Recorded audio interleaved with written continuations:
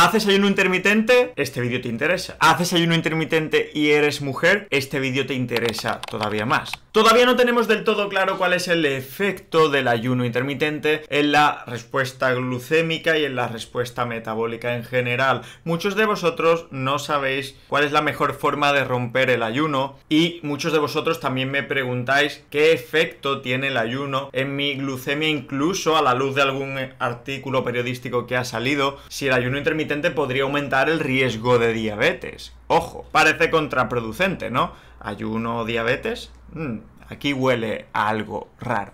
Por un lado, los estudios, la evidencia científica nos dice que el ayuno intermitente podría ser otra forma útil, práctica de perder peso y por lo tanto ayudarte a prevenir enfermedades metabólicas como la diabetes tipo 2, pero por otra parte hay algunos estudios y algunos trabajos que dicen que a corto plazo podría empeorar la respuesta glucémica. Incluso, ya te digo, hay algunos que dicen que podría incrementar el riesgo de diabetes. Hoy te voy a explicar, vamos a ahondar el por qué ocurre esto. Si realmente es verdad que empeora la respuesta glucémica, si de verdad pues incrementa el riesgo de diabetes y sobre todo cuál es la forma correcta o mejor, cuál es la forma más incorrecta de romper el ayuno. Porque romper el ayuno se puede hacer bien de muchas formas, pero hay una forma que es particularmente contraproducente. Y lo vamos a hacer, vamos a explicar todo esto a la vista de un estudio que es reciente, que es nuevo y que es interesante y que habla de las diferencias entre hombres y mujeres en cuanto al ayuno intermitente en general y en cuanto a romper el ayuno en particular. Veréis, lo que sabemos ya de hace mucho tiempo es que al hacer ayunos prolongados, y siempre que hablo de ayunos prolongados me refiero a ayunos de más de 48-72 horas, genera una situación hormonal y una situación metabólica muy concreta que se caracteriza por la elevación de las hormonas de la contrarregulación. Las hormonas son fundamentalmente cortisol, glucagón, catecolaminas y GH u hormona del crecimiento. Estas hormonas tienen un papel muy claro, muy conciso en un ayuno prolongado y es el de que no te mueras, pero más concretamente lo que hacen es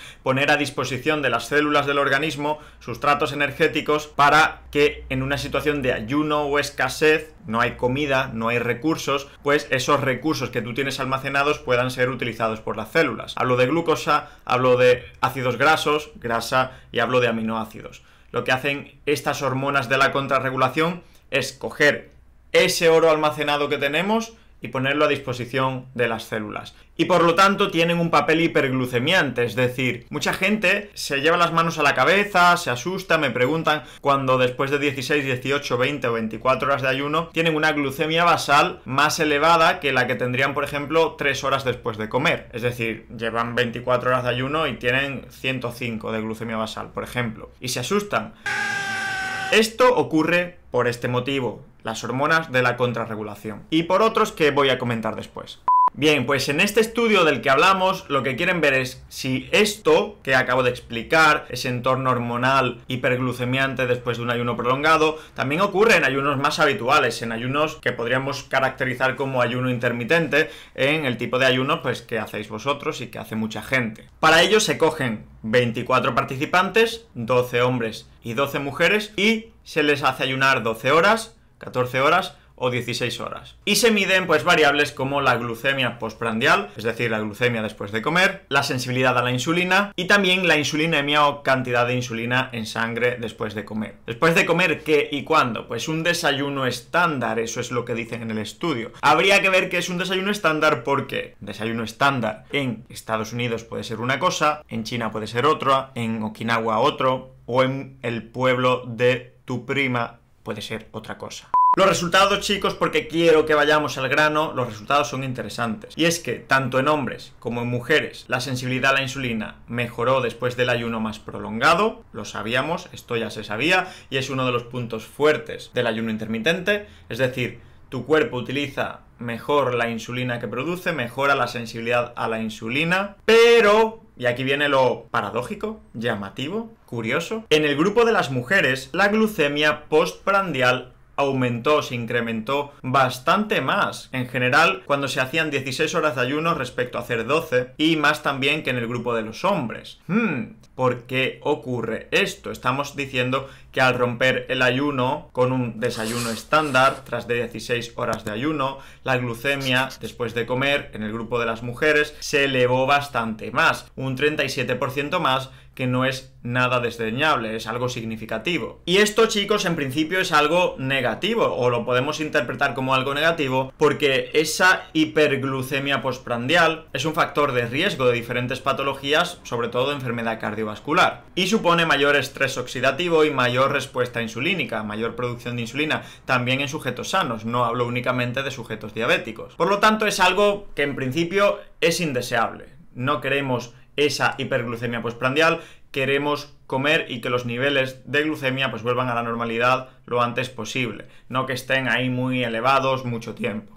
¿Y por qué ocurre esto? En el artículo le echan la culpa al GIP y a la resistencia periférica a la insulina. El GIP o GIP es una hormona incretina que se produce en el tubo digestivo y que tras un periodo de ayuno se produce en mayor cantidad. También responsable de que después de un ayuno prolongado no podamos comer mucho en la primera comida. El GLP-1 y el GIP o el GIP. Y después el tema de la resistencia periférica a la insulina. ¿Qué es esto? Es un fenómeno fisiológico que cuesta mucho entender. Porque por un lado os acabo de decir que mejora la sensibilidad a la insulina en general el ayuno intermitente, y ahora os digo lo contrario, que genera resistencia a la insulina periférica. ¿Qué es eso? ¿Qué es eso de periférica? Pues os lo explico. En una situación de ayuno, sobre todo de ayuno prolongado y más cuanto más prolongado es el ayuno, el organismo lo que hace es centralizar los recursos que hay. El músculo se ha adaptado a utilizar ácidos grasos, a consumir grasa. Ya es eficiente utilizando la grasa y de eso tenemos muchísima grasa. Por lo tanto, el músculo está feliz consumiendo ácidos grasos y es eficiente haciéndolo. Lo que hace el músculo, que es muy altruista, es un órgano encantador, muy majo, dice: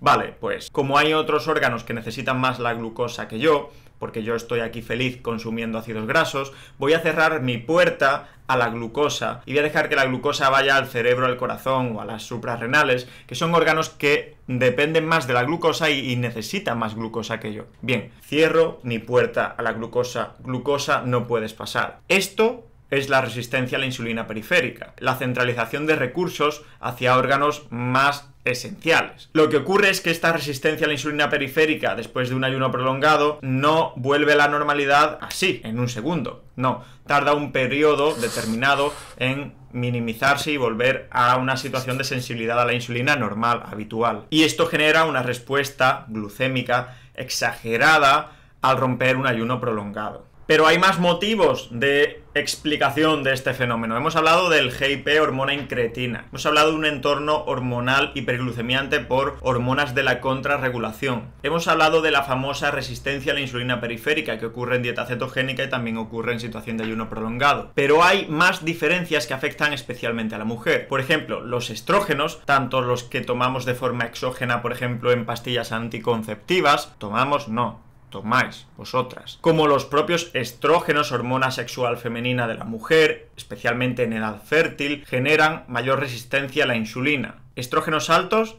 mayor resistencia a la insulina. Y esto tiene una explicación. Hay, y esto es una teoría, pero una teoría bastante plausible, una predisposición evolutiva en la mujer a la hiperglucemia en situación de ayuno prolongado. ¿Por qué es esto así? Porque cuando no hay recursos en el ambiente, no hay comidita, en una situación de ayuno, una mujer embarazada que tiene una vida dentro va a tener más posibilidades de que esa vida pues llegue a buen puerto y siga su curso si está en una situación de hiperglucemia o de glucemia más elevada en una situación de ayuno. Por eso hay mayor cantidad de hormonas hiperglucemiantes en la mujer que pueden condicionar lo que se ve precisamente en este estudio, esta respuesta fisiológica exagerada al ayuno, o mejor, a romper el ayuno. Y ahora vamos con la parte práctica de este estudio. Parte práctica. Si rompes el ayuno, y espero que rompas el ayuno porque si no te morirás. Si vas a romper el ayuno, no es una buena idea, o quizás no es la mejor idea, romper el ayuno con azúcares simples o carbohidratos refinados. No rompas el ayuno con zumitos, no rompas el ayuno con dulces, no rompas el ayuno con una pizza familiar del tamaño de una plaza de toros, no rompas el ayuno con smoothies con 27 tipos de frutas diferentes, aunque sean bonitas y queden bien en fotos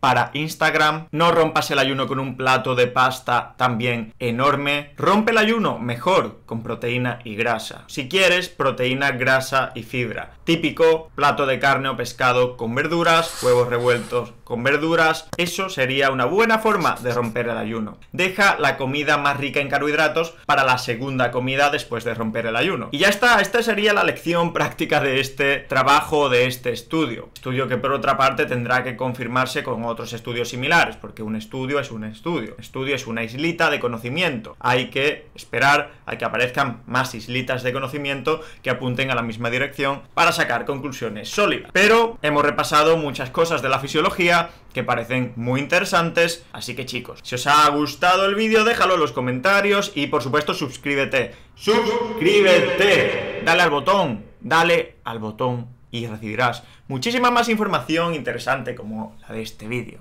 Un fuerte abrazo, nos vemos en el próximo y a seguir empoderando.